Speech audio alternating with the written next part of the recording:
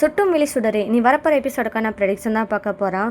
கர்ணா ஸ்வேதா மேலே ஆசைப்பட்டதுனால தான் பார்வதியை கர்ணா கொலை பண்ணுற அளவுக்கு ஒரு முடிவு எடுக்கிறதுக்கு காரணமாக இருந்தது இந்த ஸ்வேதானே சொல்லலாம். ஆனால் இதுதான் காரணமாக இருந்தது. தன்னோட அக்காவை கொலை பண்ணது கர்ணா தான் தெரியாமையே தன்னோட வாழ்க்கையை கர்ணாவுக்கு அர்ப்பணிக்க தயாராகிட்டாங்க ஸ்வேதா.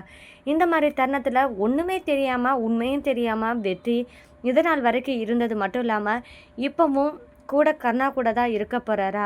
எப்போதான் உண்மை தெரிய வரப்போது நம்ம வெற்றிக்கு? உண்மையை எப்படி கண்டுபிடிக்க போகிறாரு வெற்றி? உண்மை தெரிஞ்சால் வெற்றி கர்ணாவை எப்படி சமாளிக்க போகிறாரு? அது மட்டும் இல்லாமல் கர்ணா கிட்டே இருந்து தன்னோட மகளை பற்றின உண்மையை மறைக்கணும்னு சொல்லிட்டு இருக்கிற இடத்துல இனி கர்ணாவுக்கு சுடரை பற்றின உண்மை தெரிய வருமா அப்படின்றதாங்க இனி வரப்போகிற எபிசோடில் அடுத்தடுத்த ட்விஸ்டாக இருக்க போது. ஸ்வேதாவுக்கும் கர்ணாவுக்கும் நிச்சயதார்த்தம் நடந்துகிட்டு இருக்கும் போது தான் நம்ம லாயர் பிரபாகரனும் வராரு. என்னடா நம்ம வாட்டுக்கு வந்திருக்கோம், ஆனால் இங்கே பார்த்தா நம்ம நினைக்காத ஒன்றெல்லாம் நடந்துக்கிட்டு இருக்கு. கர்ணாவுக்கும் ஸ்வேதாவுக்கும் எங்கேஜ்மெண்ட் நடக்குதே அப்படின்னு சொல்லிட்டு அதிர்ச்சியாக இருக்காரு. என்ன நடக்குதுன்னே புரியாமல் இருக்காரு. அப்போ தான் ஸ்வேதா கிட்ட, சாரி உங்களுக்கு எங்கேஜ்மெண்ட் நடக்குதுன்னு எனக்கு தெரியாது, இல்லைன்னா நான் வந்திருக்க மாட்டேன், நான் சொல்லாமல் வந்துட்டேன் சாரி அப்படின்னு சொல்லிட்டு நம்ம பிரபாகரன் சாரி கேட்குறாரு. அப்போ ஸ்வேதா கேட்குறாங்க, நான் தான் சாரி கேட்கணும், ஏன்னா நான் இப்போதைக்கு இந்த விசேஷத்தை கொஞ்சம் சுருக்கமாக வச்சுக்கலாம், யாரையும் அதிகமாக கூப்பிட வேணாம் அப்படின்னு நினச்சதுனால தான் நான் மறந்துட்டேன். பரவாயில்ல ஸ்வேதா, இதிலலாம் ஒன்றும் பிரச்சனை இல்லை அப்படின்னு சொல்லிட்டு எனிவே கங்க்ராச்சுலேஷன்ஸ் அப்படின்னு சொல்லிட்டு பிரபாகரன் வாழ்த்து சொல்கிறாரு. இந்த நிகழ்வெல்லாம் முடிஞ்சதுக்கப்புறம் கர்ணாவும் ஸ்வேதாவும் பார்வதி ஃபோட்டோ கிட்ட போய் நிற்கிறாங்க. அப்போ பார்வதி கிட்ட கர்ணா மனசுக்குள்ளே, இத்தனை வருஷமாக நான் ஸ்வேதாவுக்காக தான் காத்துட்டு இருந்தேன், இனி ஸ்வேதாவை அடைய வேண்டியதுதான் பாக்கி. பார்வதி, நீ என்ன நினைச்சாலோ ஏது நினைச்சாலோ எனக்கு இன்னைக்கு கவலையே கிடையாது. உன்னோட இடத்துக்கு உன்னோட தங்கச்சி கண்டிப்பாக வரதான் போகிறா, இதை தடுக்கிறதுக்கு யாராலையும் முடியாது அப்படின்னு சொல்லிட்டு கர்ணா நினைக்கிறாரு. என்னதான் நம்ம மனசில் நினைச்சாலும் வெளிப்படையாக நம்ம வேற விதமாக தான் காமிக்கணும், ஒரு ட்ராமா போட்டால் தான் கொஞ்சம் நல்லா இருக்கும் அப்படின்னு சொல்லிட்டு பார்வதி ஃபோட்டோவை பார்த்துட்டு, பார்வதி நீ இருக்க வேண்டிய இடத்துல நான் வேற ஒரு பொண்ணாக வைக்க முடியாமல் இப்போ ஸ்வேதாவே உன்னோட பையனான மகேஷுக்கு அம்மாவாக வந்துட்டா, என்னாலே வேற வழி இல்லாமல் தான் நான் ஏற்றுக்கிட்டேன், என்னை மன்னிச்சிட பார்வதி அப்படின்னு சொல்லிட்டு மன்னிப்பு கேட்க ஆரம்பிக்கிறாரு கர்ணா. இந்த மாதிரி நேரத்தில் தான் நீ சம்மதிப்பேன்னு எனக்கு நம்பிக்கை இருக்குன்னு சொல்லிட்டு சிவசங்கரியும் சாமி கும்பிடும்போது தான் பார்வதி தன்னோட விருப்பமே இல்லை அப்படின்றத காமிக்கிற விதமாக தான் பூவை வச்சு விளக்க அணைய வைக்கிறாங்க. இதை பார்த்ததுமே எல்லாருமே அதிர்ச்சி ஆகுறாங்க. என்னது அபசகுணமாக இருக்குது அப்படின்னு சொல்லிட்டு நினைக்க ஆரம்பிக்கும் போது தான் பிரபாகரனும் இதை நோட் பண்ணுறாரு. அது மட்டும் இல்லாமல் பிரபாகரன் மட்டும் இல்லாமல் அங்கே குட்டி புலியும் பார்க்க ஆரம்பிக்கிறாரு. என்ன எந்த மாதிரி நிகழ்வெல்லாம் நடக்குது பார்த்தியா வெற்றி அப்படின்னு சொல்லிட்டு சைகை மூலமாக காமிச்சிட்டு வெற்றியை வெளியே கூப்பிட்டு போய் புலி என்ன சொல்கிறானா, இங்கே பாரு வெற்றி, பார்வதி அக்காவோட ஃபோட்டோவிலேருந்து பூ விழுந்து விளக்க அணைஞ்சதை பார்த்தா எனக்கு தெரிஞ்சு பார்வதி அக்காவுக்கு இந்த கல்யாணத்தில் விருப்பம் இல்லையோன்னு எனக்கு தோணுது, உனக்கு எப்படி தோணுது? ஏதோ ஒன்று தப்பாக இருக்குன்னு நினைக்கிறேன் அப்படின்னு சொல்லிட்டு வெற்றி கிட்ட புலி சொல்கிறாரு. இதை கேட்டதுமே வெற்றி, எனக்கும் அப்படி தான் தோணுது, ஆனால் என்ன பண்ணுறது, என்னதான் பார்வதி அக்கா மனசில் இருக்குன்னு எனக்கு என்ன தெரியும், சரி விடு புலி, நம்ம பார்க்குறத பார்ப்போம், நம்ம வேலை ஏதோ அதை மட்டும் பார்ப்போம், நடக்கிறது நடக்கட்டும் அப்படின்னு சொல்லிட்டு வெற்றி சொல்லிடுறாரு. கர்ணாவும் ரொம்பவே சந்தோஷமா இருக்காங்க. தன்னோட கனவு இனி நிறைவேற போகிறது, இதை தடுக்கிறதுக்கு யார் வந்தாலும் கண்டிப்பாக அவங்கள உயிரோட விட மாட்டேன் அப்படின்னு சொல்லிட்டு கர்ணா ஒரு நினைப்போட இருக்காரு. சரி, இந்த மாதிரிலாம் நடந்துக்கிட்டு இருக்கும்போது தான் நம்ம வெற்றி இன்னொன்று நினைக்க ஆரம்பிக்கிறாரு. தன்னோட மகளுக்காக இனி சம்பாதிக்கணும், உழைச்சி சம்பாதிச்சு அவளுக்கு ஆசைப்பட்டதெல்லாம் செய்யணும்னு நினைக்கிற வெற்றி என்ன பண்ணுறாரு, லாரி ஓட்டி சம்பாதிக்கணும் அப்படின்ற முடிவோடு இருக்காரு. இதனால அலாரமும் வைக்கிறாங்க. அப்போ புலி, என்னடா வெற்றி ரொம்பவே சந்தோஷமாக இருக்க, என்ன அலாரமெல்லாம் வச்சுட்டு இருக்க என்ன அப்படின்னு கேட்கும்போது தான், இல்லை புலி, என்னோட பொண்ணுக்கு இப்போ சம்பாதிச்சு எதையாவது செய்யணும், அவள் 10 வருஷம் பட்ட கஷ்டத்துக்கு அதுக்கு நான் என்ன வேணாலும் பண்ணலாம், நான் சாகிற வரைக்கும் அவளுக்காக என்னென்ன செய்யணுமோ அது எல்லாமே செய்யணும்னு நினைக்கிறேன், அதுக்காக நான் எவ்வளோ கஷ்டப்பட்டாலும் பரவாயில்லன்னு நினைக்கிறேன் அப்படின்னு சொல்லிட்டு வெற்றி சொல்கிறாரு. இதை கேட்டதுமே புலி, நீ கொடுத்து வச்சவன்னு சொல்கிறத விட சுடர் உன்ன மாதிரி அப்பா கிடைக்க கொடுத்து வச்சிருக்காடா அப்படின்னு சொல்லிட்டு புலி சொல்ல, இல்லை புலி, நான் தான் கொடுத்து வச்சவன் இப்படிப்பட்ட அன்பான பொண்ணு கிடைக்கிறதுக்கு. ஆமாம் வெற்றி, நீ சொல்கிறதுலாம் உண்மைதான். ஏன்னா சுடர் பாப்பா உன் மேலே அதிக பாசம் வச்சுருக்கா. அவளெல்லாம் கிடைக்கிறதே அரிது தான்.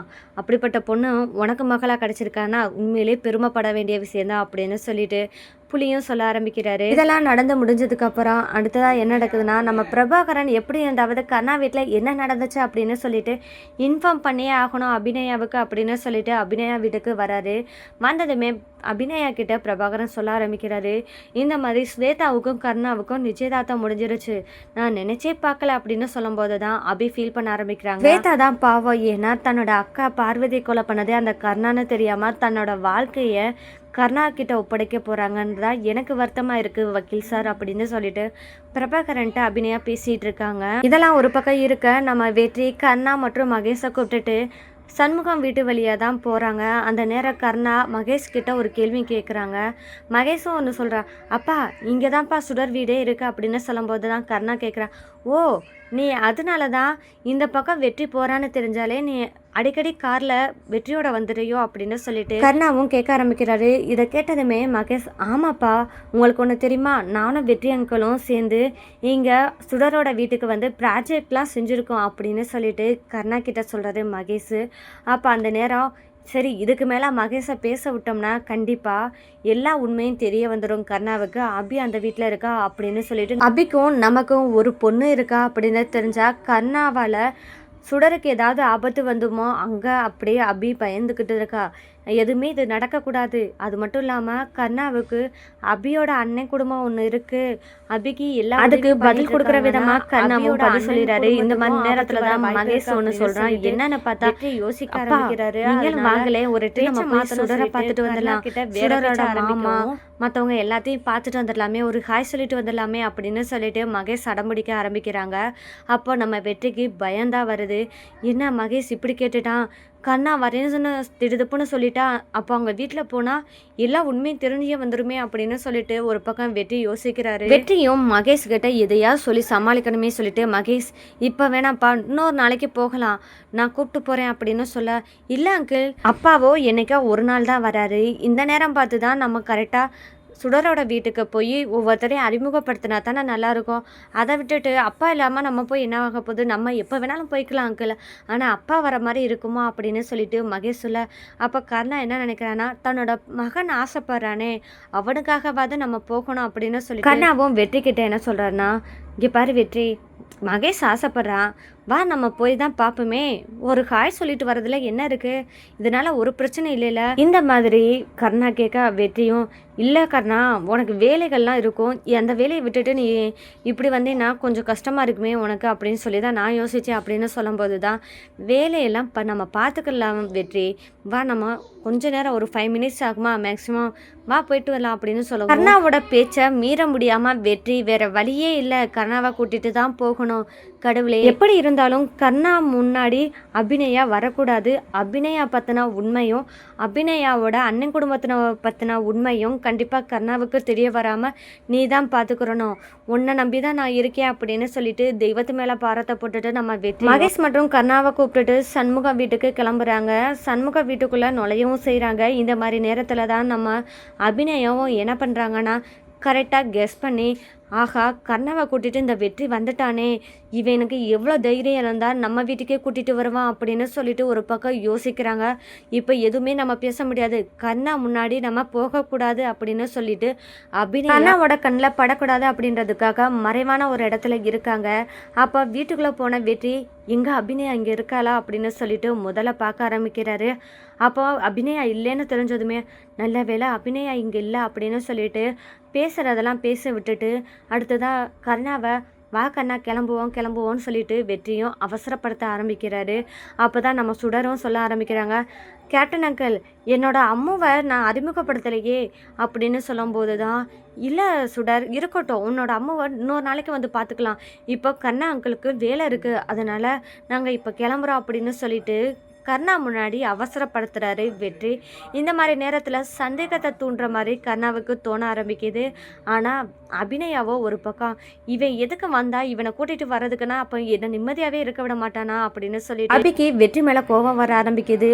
எப்படியாவது அவங்ககிட்ட பேசியே ஆகணும்னு சொல்லிட்டு அபியும் காத்துக்கிட்டு இருக்காங்க. இந்த மாதிரி நேரத்தில் தான் கரெக்டாக வெளியே வர இருக்காங்க கர்ணா. இந்த இடத்துல தான் அபியும் அங்கே இருக்கிறத வெற்றி கவனிச்சிடாரு.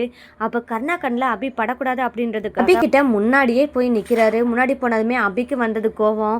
என்ன சொல்கிறதுன்னு தெரியாமல் வெற்றியை திட்ட போகிறாங்க. அப்போது இதை திட்டி காமிச்சு கொடுத்துருவாளோ அப்படின்னு சொல்லிட்டு வாயை பொத்தி எதுவும் பேசாத அமைதியாக இரு, கர்ணா வெளியே வந்துக்கிட்டு இருக்கான், நீ பேசாமல் அமைதியாக இருந்தால் தான் உன்னோட குடும்பத்துக்கு சேஃப்டி அப்படின்னு சொல்லி வெற்றியும் சொல்கிறாரு அபிக்கிட்ட. இதை கேட்டதுமே அபி சரி நம்ம அமைதியாகவே இருக்கிறது நல்லது அப்படின்னு சொல்லிட்டு இருக்காங்க. அந்த இடத்துல 2 பேருக்கு இடையிலான இன்னும் காதல் அதிகரிக்க தான் ஆரம்பிக்குது. இந்த மாதிரி இடத்துல அபிநயா இனி வெற்றியை புரிஞ்சுப்பாங்களா? வெற்றி தன்னோட குடும்பத்தை காப்பாற்றுறதுக்கு மட்டுமே நினைக்கிறாங்க. எப்படியாவது வெற்றி கிட்ட உன்னோட பொண்ணு சுடர் தான் அப்படின்னு சொல்ல நினைப்பாங்களா? வெற்றியும் அபியை பற்றி புரிஞ்சுக்கிட்டு கண்டிப்பாக அபி ஜெயிலேருந்து இந்த கேஸ்லேருந்து விடுபட்டு வரணும்னா அதுக்கான ஆதாரங்களை எப்படி தேடணும், யார் மேலே தப்பு இருக்குது அப்படின்றத நம்ம கண்டுபிடிக்கணும் அப்படின்னு சொல்லிட்டு நம்ம வெற்றி தயாராவாரா அப்படின்றதாங்க இனி வரப்போகிற எபிசோடில் அடுத்தடுத்த ட்விஸ்டாக இருக்குது. இந்த மாதிரியான சுவாரஸ்யங்களை நீங்கள் தெரிஞ்சுக்கணும், மறக்காமல் நம்ம சேனலை சப்போர்ட் பண்ணி ஆதரவு தெரிவிங்க. மீண்டும் சந்திப்போம்.